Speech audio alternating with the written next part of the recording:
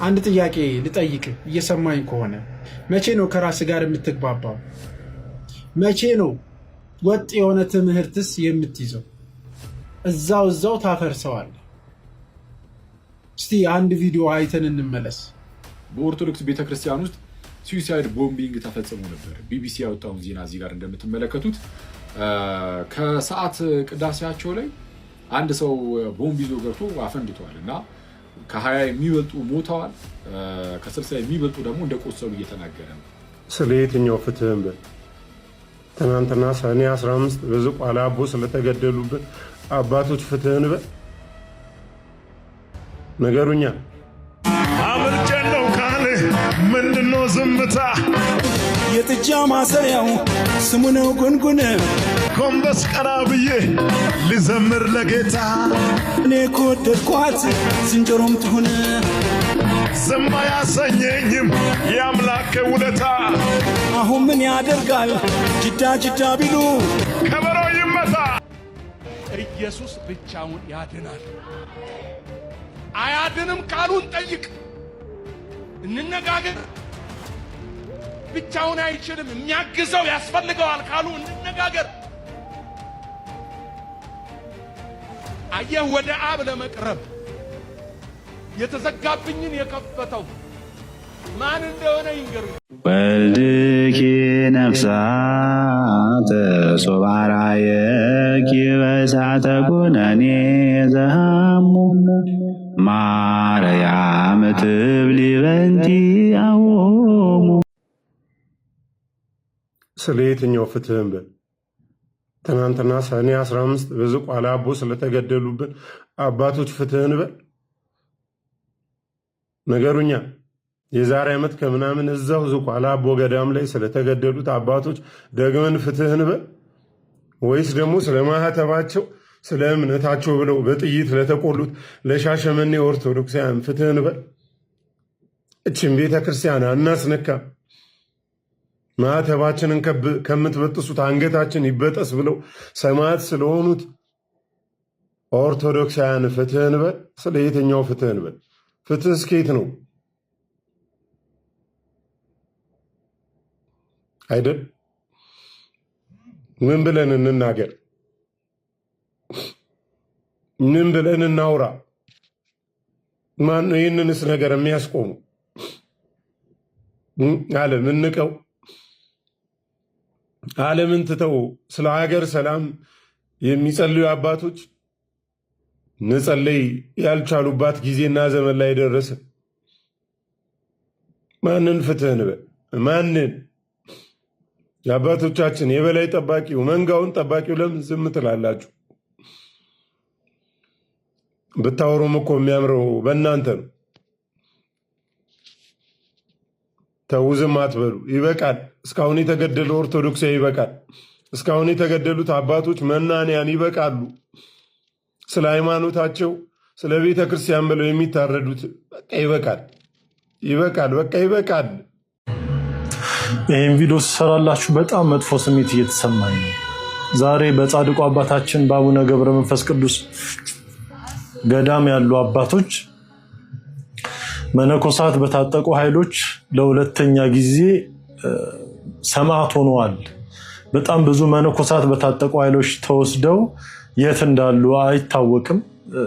በጣም ማለት መነኮሳት የህይወት ፍልስፍናቸውም ጥሪያቸውም በስጋዊ ሐሳብ ካለ ሰው የተለየ ነው።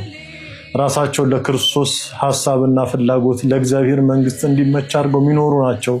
ከፖለቲካ ከብሔር ከሌሎች ነገሮች ጋር የሚያገናኛቸው ነገር የለም እና እውነት ለመናገር በጣም ልብ የሚሰብር ነገር ነው።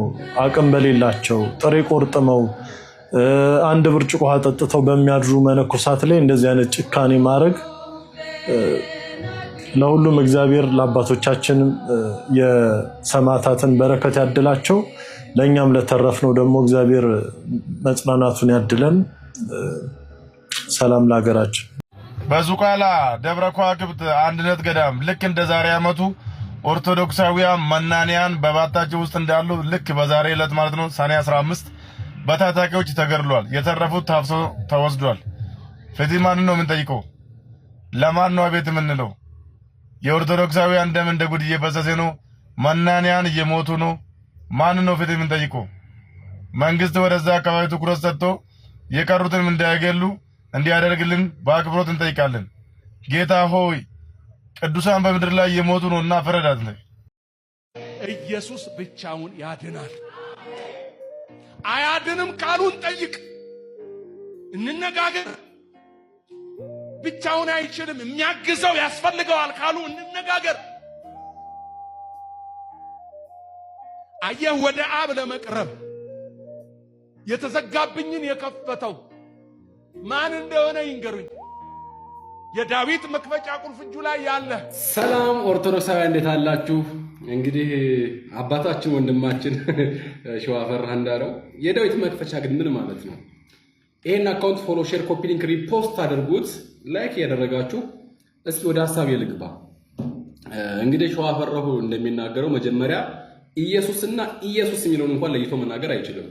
ኢየሱስ ነው የሚለው ትርጉሙን አናውቅም። ኢየሱስ የሚለው ኢየሱስ ማለት ግን መድኃኒት ማለት ነው። ይሄን እናውቃለን። ሸዋፈራው ይሄን ተመልስልናል ብለን ተስፋ እናደርጋለን። ሁለተኛ ደግሞ እንደው መክሊት በቃ አይደለም፣ በቃ ውጣ ከዚህ የማስተማር ጸጋ የለህም፣ በቃ መናገር አትችል፣ እንደው ምንም ወይ ወደ አባይ ቴሌቪዥን ተመለስ ወይ ደግሞ ወደ ጀመርከው ዩቲዩብ ተመለስና ዘው ተፈተፈ በል። ምናልባት ጠሮብህ ከሆነ ይሄ ማለት ነው። ኧረ በስመ አብ! እንደዚህ ነው ሰው የሚሰበከው። ድርቅ ያለ ለዛ የለ፣ የትምህርት ለዛ የለ፣ የምን ለዛ የለ። እና ደግሞ ማለት ነው ወይም ወደ ኮሜዲው ተመለስ ነው ያይሻላል። ምናልባት ቁጥር 3 የወንዶች ጉዳይ ብትሰራ እጅግ በጣም መልካም ነው።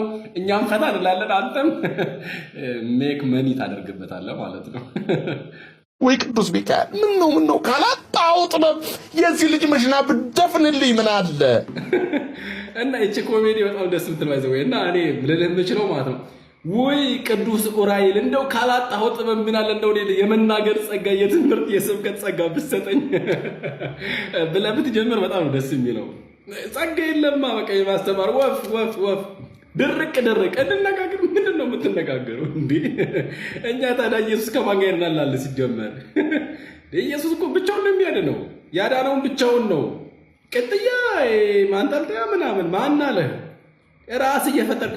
በነገራችን ላይ ማነው አሁን ላይ ስለ ድርሳናት ስለ ገድላት የሚሰብኩት ፕሮቴስታንት ናቸው። የኦርቶዶክስ ገድላትና ድርሳናት እኛ እኮ እንደነሱ አንሰብካቸውም አሁን ላይ ማለት ነው። ምክንያቱም እኛ ገድላትን እንኖራቸዋለን። በቃ ምናየው ነው። በቃ ዘመኑ በቃ ብዙ የሰማዕታት ዘመን እየሆነ ነው የምናየው አሁን ላይ። ስለዚህ ገድላትን ከማውራት አልፈን የኦርቶዶክሳውያን እየኖርናቸው ስላለን ማለት ነው። ገብቷችኋል አይደለ? ገድለ ከሌ እንደዚህ ያደረገ በጣም እያነበባችሁት ነው፣ ግን ለትችት ነው። ተማሩበት። ስለዚህ እኔ አላቅም እንደው ቅዱስ ኡራኤል የእውቀት ጽዋ ይስጥህ። አታምንበትም። በእርግጥ ሰጥቶህ ወደ ጥበብ ወይ ብትመለስ እዛው እንደው ኮሜዲነትን ብትቀጥል ይሻላል። ኧረ በስመ አብ! እንደዚህ ነው እንደሚሰበከው። ኧረ ጌታ ይርዳ። ሰላም ቆይ። በድጋሚ ሼር፣ ኮፒ ሊንክ፣ ሪፖስት አድርጉት። ሰላም በያላችሁበት። እመለስበታለሁ። አዳምጡ። በጣም ይቅርታ ወንድም ማለት ይሆናል ብዬ ነበር። በቃ ሊሆንልኝ አልቻለም። ሞከርኩ በቃ ሊሆን አልቻለም። ከዚህ በኋላ ለማደርጋቸው ነገሮች ይቅርታ ከወዲሁ አልቻልኩም። ነቃፊ በዛ፣ የሚደግፈኝ ሰው ጥቂት ሆነ። ልንገርሽ፣ ስህተቱ ከማህበረሰቡ ሳይሆን ከአንቺ ነው ችግሩ። ከአንቺ ችግሩ ልንገርሽ እህቴ፣ በደንብ አድርገሽ አዳምጥ። መቼ ነው ስለ ሰው መጨነቅ የምናቆመው? መቼ ነው ሰው ምን ይለኛል፣ ሰው እንዲህ ብሎኛል፣ ሰው እንደዚህ አስቀይሞኛል ማለት የምናቆመው? እግዚአብሔር ከዛ ውጥንቅጥ ውስጥ አውጥቶ እዚህ ስላደረሰሽ የምታመሰግኝበት ሰዓት እንጂ ስለ ሰው የምትጨነቂበት ሰዓት ነው። ሄለን፣ ስለ ሰው የምትጨነቂበት ሰዓት አይደለም። ሰው ምንም ብታረጊለት ከመተቸት ወደኋላ አይልም፣ ከመስደብ ወደኋላ አይልም። ጥሩም ሰራሽ መጥፎም ሰራሽ፣ እግዚአብሔር ግን የማይነቃነቅ አለት ነው። እግዚአብሔር ግን የማይነቃነቅ አባት ነው። እግዚአብሔር ሁሌም በክፉ በደጉም ጊዜ ከአንቺ ጋር የሚቆም እግዚአብሔር አለ። ደግሜ ልንገራችሁ፣ ሶሻል ሚዲያ ላይ ማልቀስ ምን ለውጥ አይመጣም።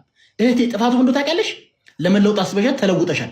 ከሶሻል ሚዲያ መራቅ፣ በቃ ከሶሻል ሚዲያ ራቂ። ለራስሽ ጊዜ ስጪ።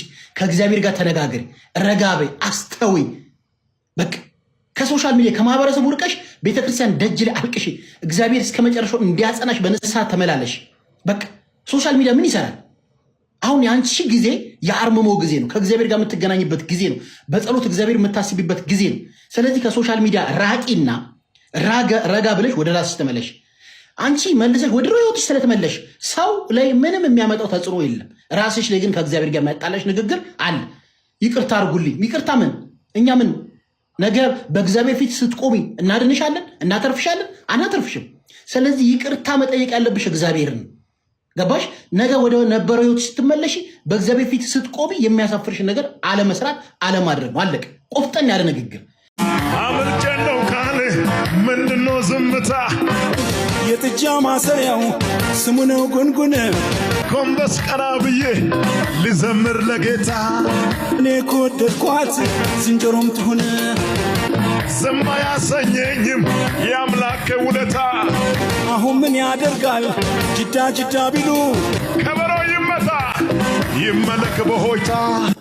ማህቶተ ቤተ ክርስቲያንን ቅዱስ ያሬድን አለማወቅ የሚያመጣው ጣጣ ይሄ ነው። ቅዱስ ያሬድን ካላወቅከው ዜማዎቹን ካላወቅካቸው ማለት ነው ዘመንህን ሙሉ የጥጃ ማሰሪያ ምናምን በሚል ዜማ እንዲሁ እየጮህክ ትኖራለህ። እንደው አሁን ጥጃውን ሳይሆን እነዚህን ሰዎች የሚያስርልን ሰው ባገኘን ጥሩ ነበር። የቅዱስ ያሬድን ዜማ ግን አድምጠው።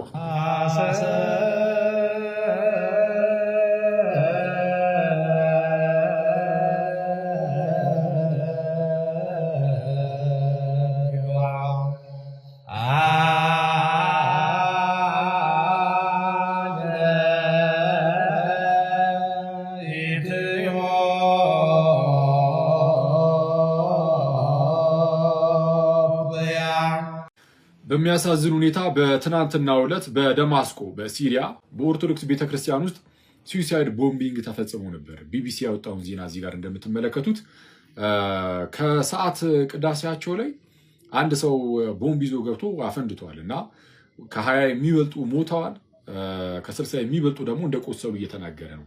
ይህን ደግሞ የፈጸመው እስላም ነው እየተባለ ነው። ይህን የፈጸመው እስላም ነው፣ ጂሃዲስት ነው ተብሎ እየተነገረ ነው የሚል አይነት ነገር ነው አውጥቷል ቢቢሲ። አንዳንድ ጊዜ በጣም የሚያስገርምኝ አምላክን አገለገልን ብለው አንዳንድ ሰዎችን እየሄዱ ሲገድሉ ምናምን የጌታን ቃል ነው የሚያስታውሰኝ። ዮሐንስ ወንጌል ምዕራፍ 16 ላይ ያለውን የሚገድሏችሁ ሁሉ አምላክን እንደሚያገለግሉ የሚመስልበት ዘመን ይመጣል ብሎ ነበር ጌታ ኢየሱስ። የሚገድሏችሁ ሁሉ አምላክን እግዚአብሔርን እያገለገሉ እንደሆነ የሚመስልበት ጊዜ ይመጣል ይልና ነገር ግን አብንና እኔን ስለማያውቁ አለ። ይህ አስቀድሞ የተነገረው ለአይሁድ ያለው ግን ለእነዚህ ሰዎች ይሆናል። አገለገልን ብሎ አምላካቸውን ክርስቲያኖችን በመግደል ይታወቃሉ አንዳንዴና እዚህ ያሉትን ሁሉንም ይወክላሉ ምናምን እያልኩኝ አይደለም።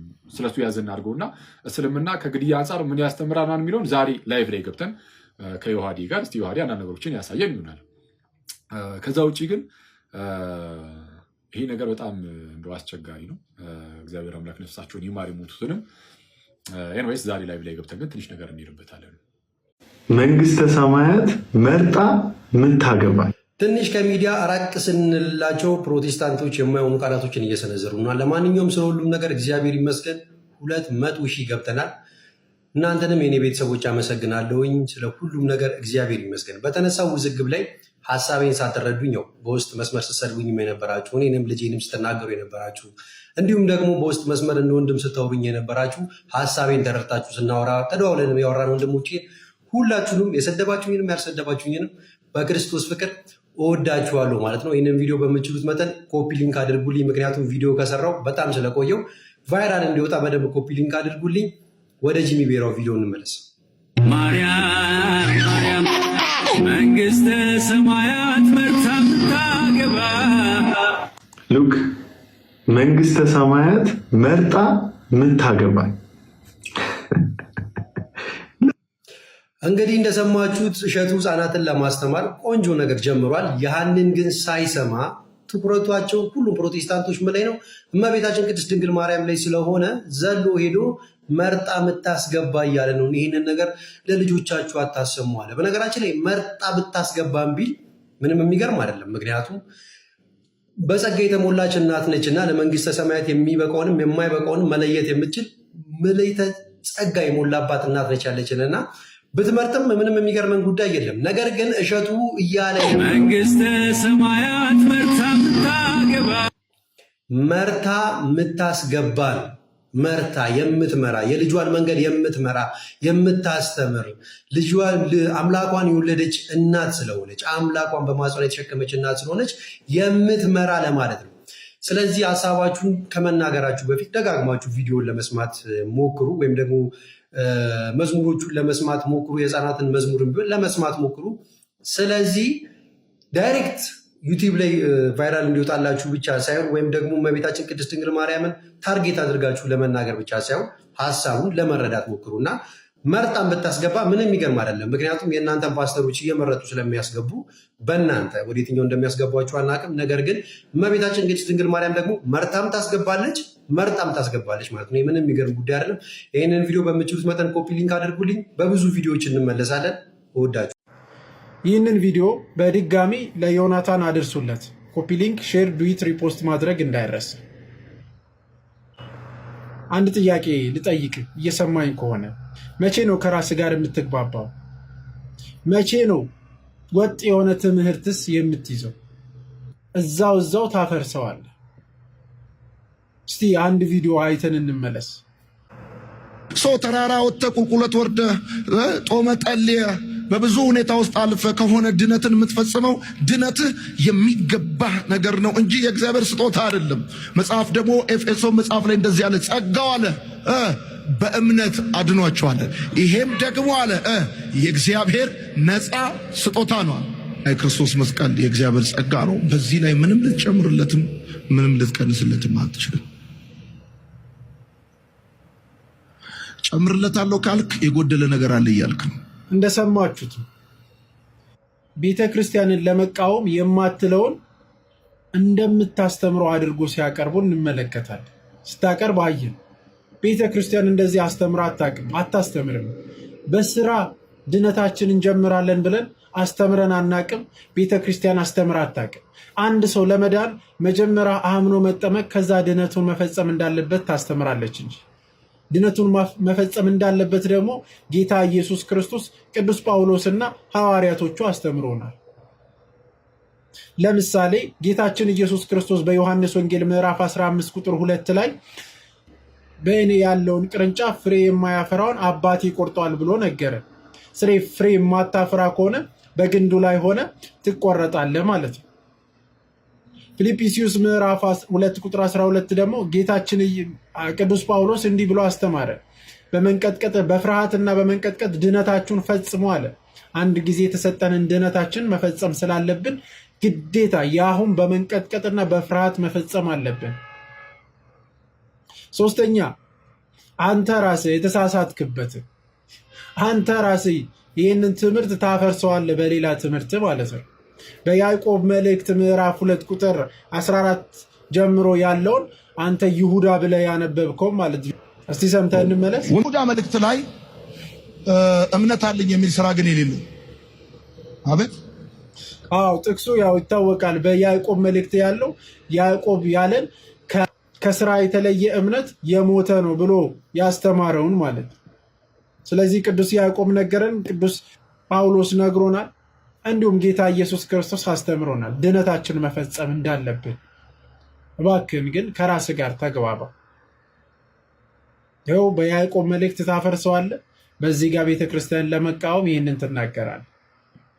ቤተክርስቲያን የማትለው አትበሉ።